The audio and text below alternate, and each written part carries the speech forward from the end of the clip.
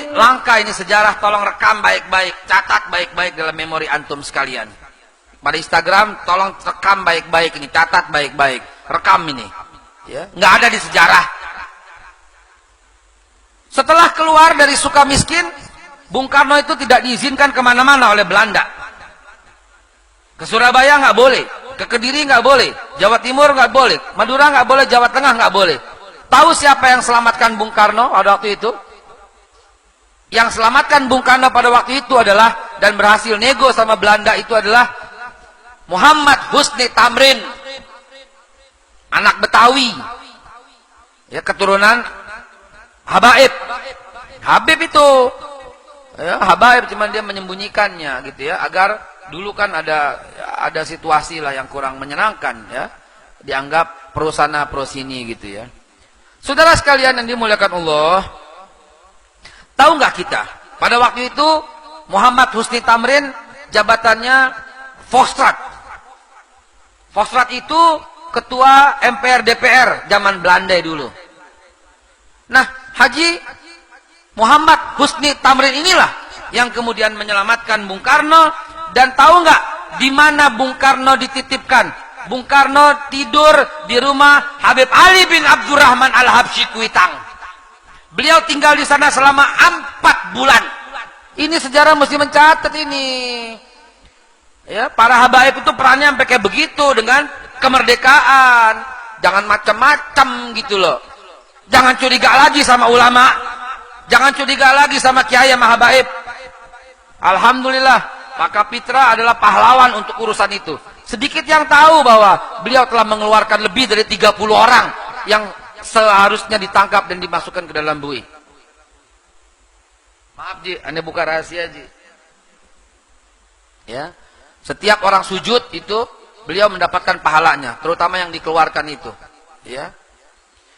Saudaraku sekalian, ini catat gitu loh dalam sejarah biar tahu. Bung Karno pada waktu itu nggak demen maulid, nggak demen tahlil. Uang dia dibesarkan, kalau sekarang Wahabi lah begitu ya. Beliau berguru sama Habib Ali bin Abdurrahman Al-Habsyi, sehingga dia demen pakai sarung. Bahkan atas jasa Habib Ali bin Abdurrahman Al-Habsyi yang berhasil menyampaikan ke Bung Karno, maulid diadakan di istana, dilanjutkan oleh Pak Harto, dilanjutkan oleh Pak Habibie, dilanjutkan oleh Pak Habibie siapa? Gus Dur, dilanjutkan oleh habis Gus Dur siapa? SBY. Gitu loh. Pernah ya? Lupa saya, Masya Allah. Maaf mak. Ya, SBY. Lalu kemudian sampai sekarang tuh jasanya Habib Ali bin Abdurrahman Al-Habsyi yang membuat maulid di istana pada waktu itu. Dan karena Bung Karno yang pada waktu akhirnya suka dengan maulid. Nah, ini membekas pada jiwa Bung Karno. Jadi antum ketahui setiap apapun Bung Karno pasti minta nasihat dari Habib Ali bin Abdurrahman Al-Habsyi, guru utamanya. Sehingga jasa Habib Ali bin Abdurrahman Al-Habsyi terhadap kemerdekaan luar biasa.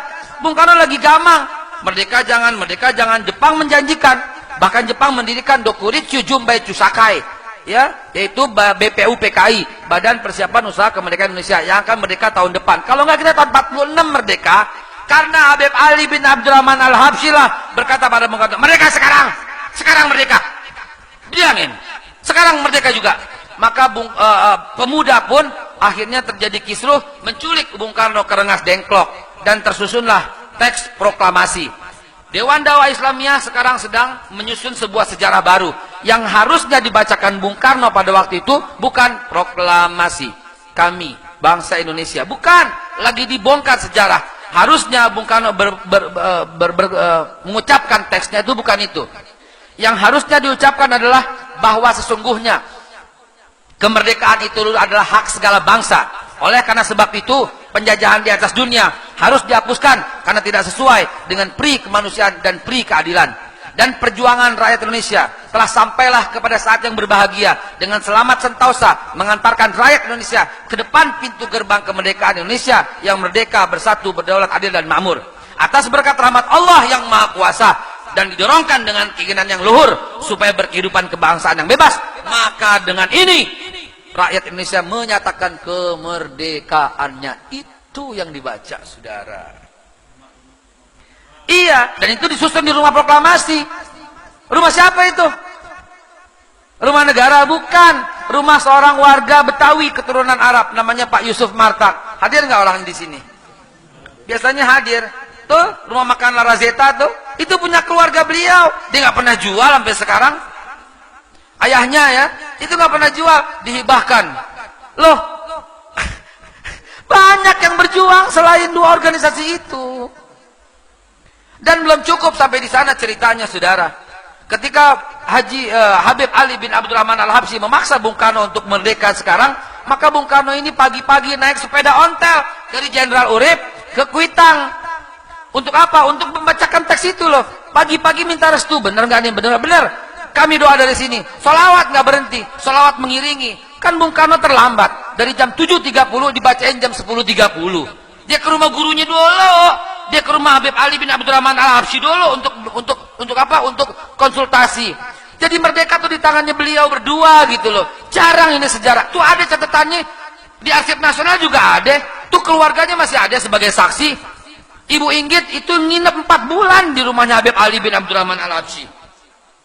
Dan Habib Ali mengutus utusannya ke proklamasi untuk lihat, untuk pengen tahu apa nih yang dibacain dan apa warna benderanya. Cuma satu yang ditanya.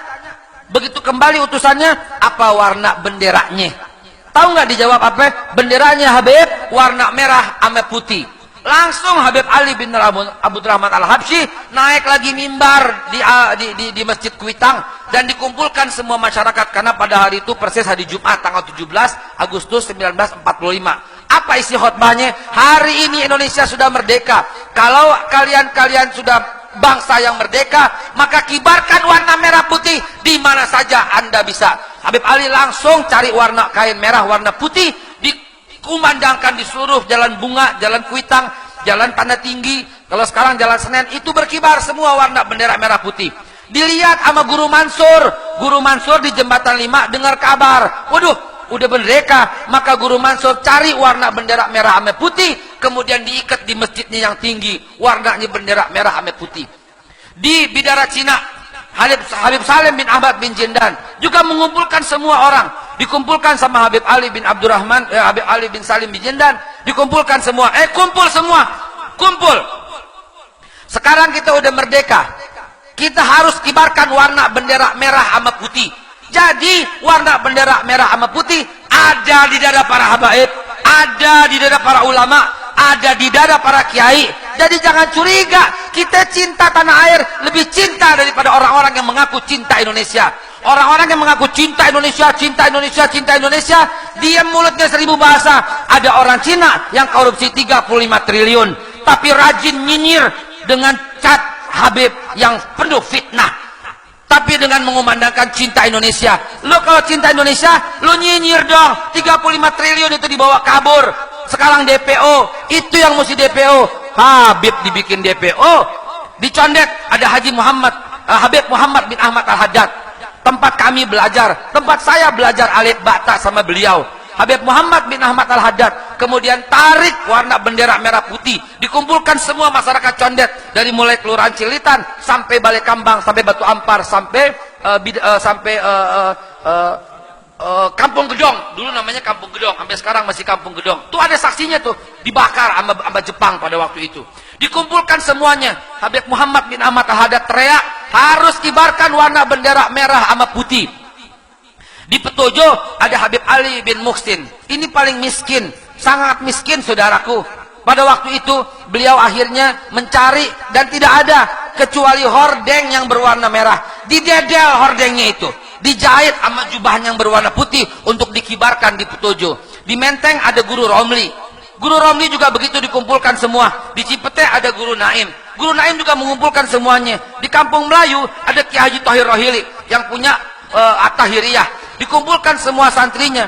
Di Bukit Duri ya ada Abdullah Syafi'i, Kiai Haji Abdullah Syafi'i. Dikumpulkan semua muridnya ini, dikumpulkan semua untuk menyiarkan warna bendera merah sama putih. Di Mangga 2 ada Habib Alwi Jamalulail. Habib Ali Jamalulail mengumpulkan semuanya, dan orang yang paling dicari sama Jepang pada waktu itu. Di Bekasi ada Kiai Haji Nur Ali. Dia kumpulkan semua.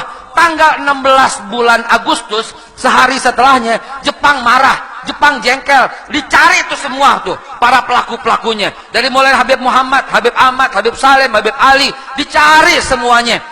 Dicari, dikumpulkan, ditangkep-tangkepin, disetrum, dipenjara, dipopor.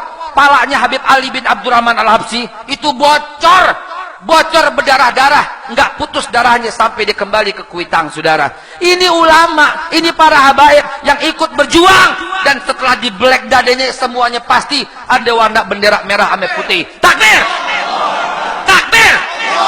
Jangan lagi curiga saudaraku dengan kiai, jangan lagi curiga sama ulama. Warna bendera merah sama putih ada di dada kami, saudara.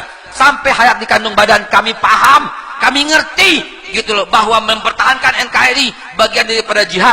Hanya habaib, kiai, ulama dan umara pada zaman itulah yang mengumandangkan fatwa jihad untuk melawan Belanda dan Jepang. Yang lain tidak bersuara apapun.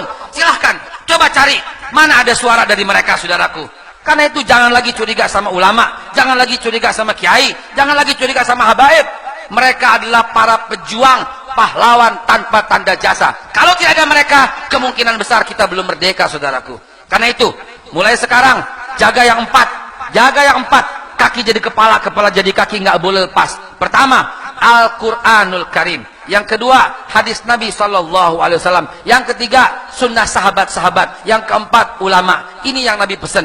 Taraktu fikum amrayni lan tadillu ma tamassaktum bihima, kitabullah wa sunnatan nabi wa alaikum bisunnati usnatun khalafar rasyidin wal ulama warasatul anbiya. Selamat di kandung badan, insya Allah. Sudah waktunya kita langsung qomat, kita salat isya berjamaah. Hadanallahu wa iyyakum ajmain. Billahi taufiq wal hidayah wal afu minkum. Wassalamualaikum warahmatullahi wabarakatuh.